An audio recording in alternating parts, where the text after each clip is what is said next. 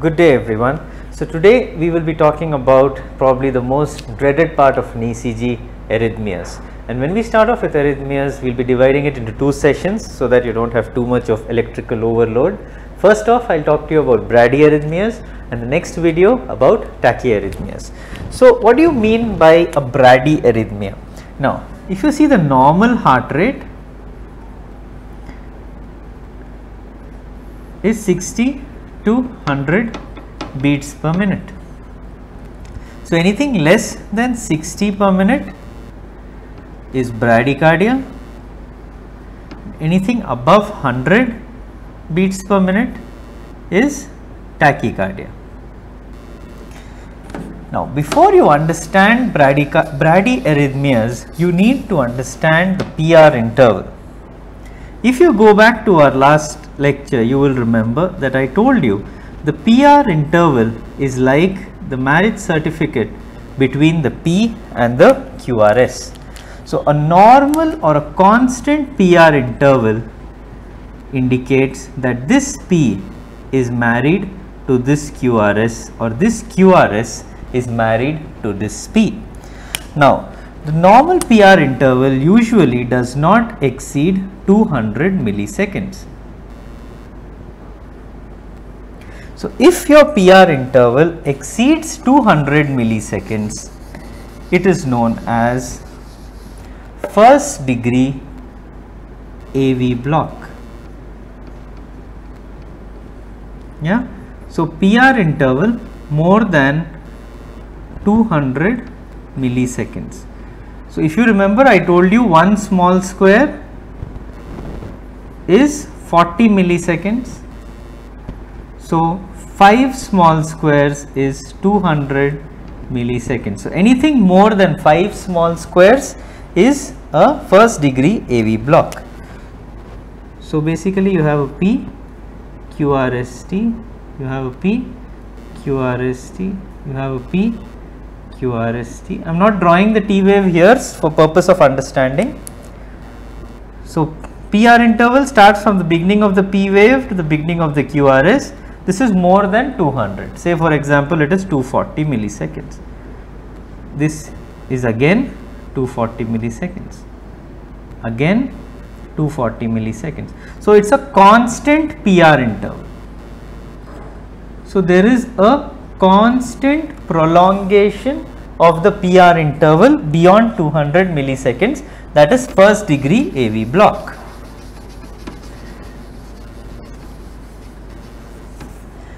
Now, coming to second degree AV block.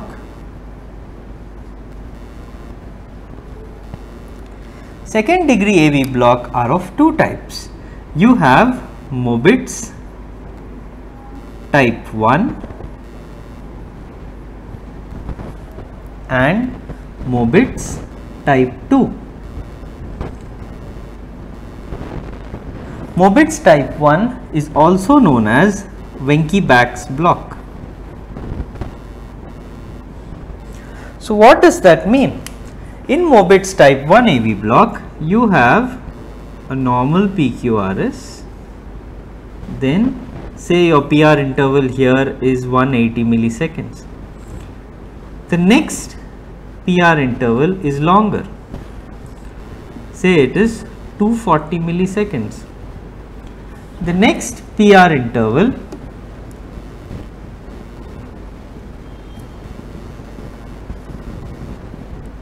280 milliseconds.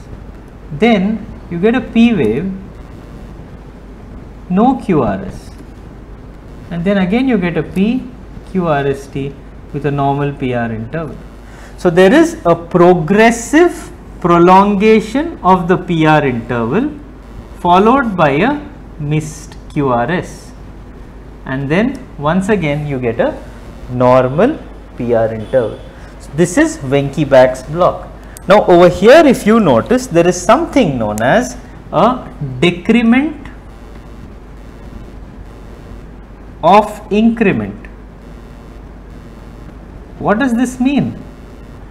If you see the increase in PR from here to here, from 180 to 240 is 60 milliseconds. whereas in the next beat the increase is now only 40 milliseconds. So even though the PR is being progressively prolonged, the amount by which it is getting prolonged is progressively lesser. That is known as decrement of increment, which is again a feature of Wenckebach's conduction. So now if you see this in a rhythm strip, how will you see this? I will draw it in a demagnified form for you.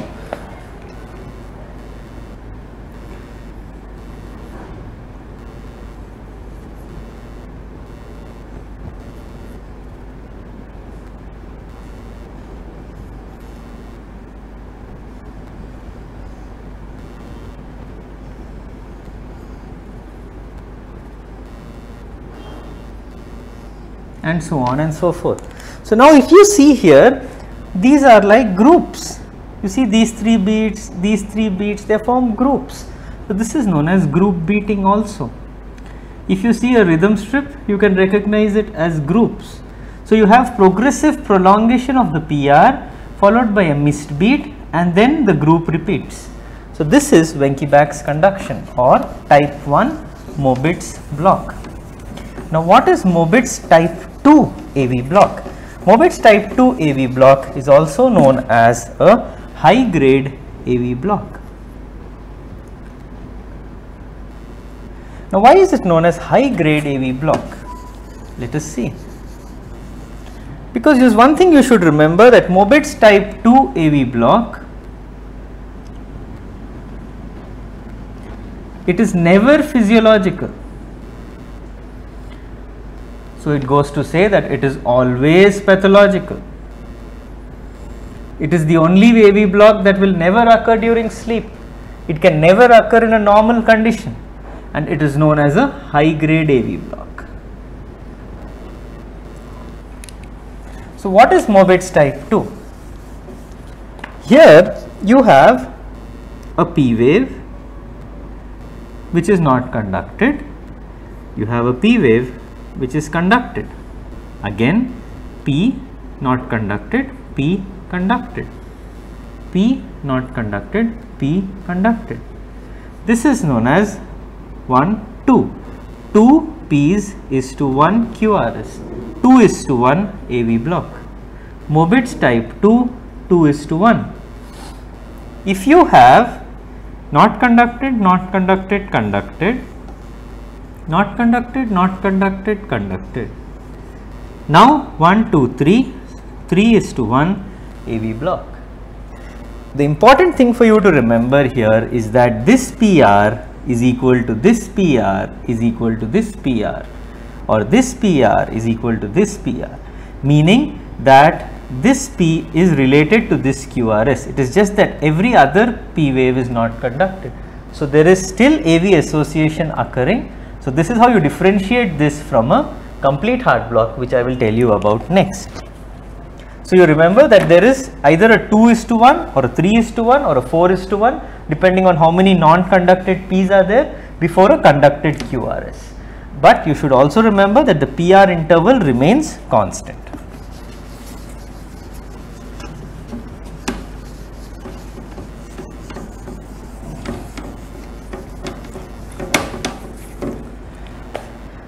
Coming to third degree AV block, or what is known as complete heart block. The hallmark of this is AV dissociation.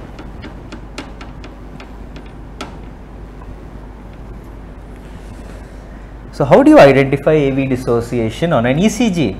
Once again, going back to our basics, the PR interval. If your PR interval is inconstant or the PR interval is irregular, that means it is AV dissociation. So in a third degree AV block or in a complete heart block, your PP is regular, your RR is regular, but your PR is irregular.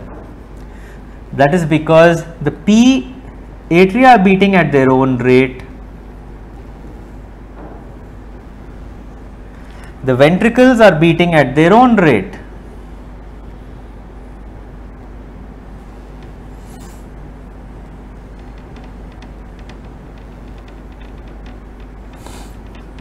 So you see here, see this PR interval, see this PR interval, see here the P is almost merging, see this PR interval, it's all inconstant. So this is the hallmark of complete heart block or third degree AV block. Now sometimes very often what happens is mistakes are made in differentiating a type 2 Mobitz from a complete heart block. You will see an ECG strip something like this.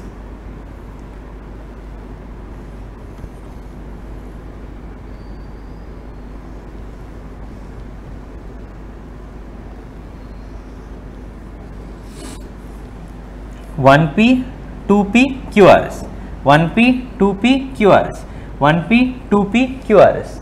Is this type 2 or is it complete heart block? The answer lies in the PR interval. Look at this PR interval, look at this and look at this. The PR is inconstant or the PR is irregular. That means what? This is complete heart block. If this were to be Mobitz type 2, it would be something like that.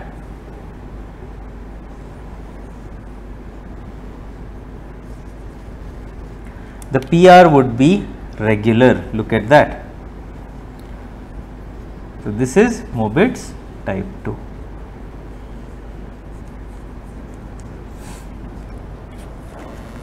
Now the next concept is a little advanced. It is for probably postgraduates and those of you who are into more advanced ECG reading.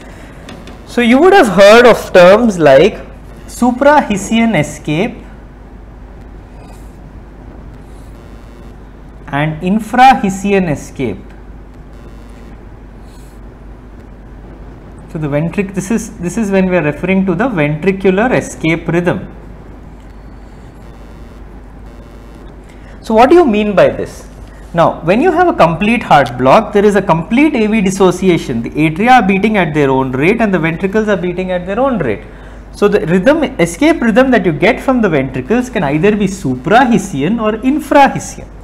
Now when I say the escape is supra-Hessian, that means the escape rhythm has started above the bundle of His. If the escape rhythm starts above the bundle of His, it passes through the His bundle and the normal His-Purkinje system, so it will be narrow. So a supra-Hessian escape is always narrow. An infra-Hessian escape will start below the bundle of His. So when an infra-Hessian escape starts below the His bundle, the conduction occurs through the myocardium, not through the normal His-Purkinje system. That is why infra-Hessian escapes are generally wide. So infra-Hessian escapes are generally wide. So what is the difference between these? Why is it important for us to recognize this? If you see a complete heart block or a third degree AV block with a narrow QRS escape, if you see it with a narrow QRS escape, it is generally a stable escape rhythm. You can wait.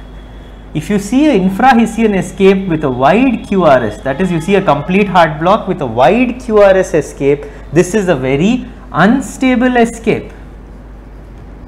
So basically here the AV node is not functioning, the His-Purkinje system, the conduction system is not doing its job. The ventricular myocardium says, okay bhai, I am doing your job for you. It's not its job to do. One fine moment it will say, to hell with it, why the hell should I do this anymore? It's not my job, and it can give up at any time. Then what will happen? You will get a flat line. So if you see a CHB with a broad QRS escape, you need to put in a temporary pacemaker SOS immediately. But if you see a narrow QRS, you can still wait unless the rates have become really low or the patient becomes symptomatic. You can actually have time to work up the case. But if you have a wide QRS, remember it's an unstable escape, so you need to put in a temporary pacemaker SOS. Now, it's a very easy way for us to remember this. You can remember it based on the story of a boy named Tim. Of course, his name has been changed to protect his identity, so you can extrapolate it to any of your friends, whoever you feel like. Now Tim got married and he was a good boy. So the first few years of his marriage, every day he used to come home in time. PR interval is normal, 180 milliseconds. Religiously he used to tell his wife, darling, I'll be home for dinner, and he used to be home for dinner. A couple of years down the line, maybe Tim was a particularly notorious chap, so maybe let's say 3 years down the line, he starts wandering. So now he tells his wife, darling, I'll be late, I'm meeting friends, I have work, I'm working overtime, and he starts coming home late. But he's still not that, not that far gone. So he comes home, but he comes home late. So instead of coming home at 8 p.m., he now comes home every day at 10 p.m. That is, PR interval has got prolonged. Now it has become 220 milliseconds. But he is coming home religiously at the same time. First degree AV block. Then what happens after some time? Tim meets some more of his friends, or whatever you'd like to call them, and he starts coming home progressively later.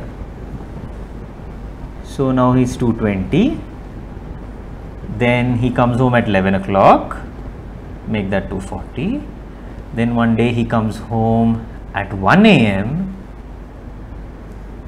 and then one fine night he doesn't come home at all. And now, as any of you who is married knows, that you do something like this, you better make it up to your wife, so the next day he is back prompt on time. So that is Venki back. Now 10 years have gone by, Tim feels he has become a great hero of sorts, so now he starts coming home every alternate night. This is 2:1. And now finally his wife says, all right Tim, I've had enough of your nonsense, you can go your way and I will go mine. So now there is a complete separation. His wife serves him divorce papers and she says, go to hell man, you do what you want, I'll do what I want. So now Tim is beating at his own rate, he does what he wants, and Tim's wife, she's beating at her own rate, she does what she wants. So now here you can see the PR interval is completely dissociated, meaning there is no more a relationship between the P and the QRS, that is complete heart block or third degree AV block. Now apart from AV blocks in bradycardias, there are also SA nodal blocks, but SA nodal blocks are more advanced things, more for your DM postgraduates. So I'll try to make a video about that later. I won't include it here because you will get more confused. Apart from this, there is another bradyarrhythmia you need to know, that is junctional bradycardia. In junctional bradycardia, basically you don't have P waves, you just have regular QRSs.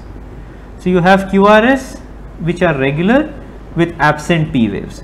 So absent P, regular QRS. Regular QRS. This is junctional brady. Now, what if you have absent P but irregular QRS? So absent P but irregular QRS. What does that become? There is only one diagnosis in cardiology for absent P wave irregular QRS, and that is atrial fibrillation. Alright, so that is in brief about bradyarrhythmias. Next video I will talk to you about tachyarrhythmias, and I will be releasing that maybe in a week or so. So until then, revise bradyarrhythmias. If you have any doubts, sound off in the comments below, and until next time, thank you and God bless.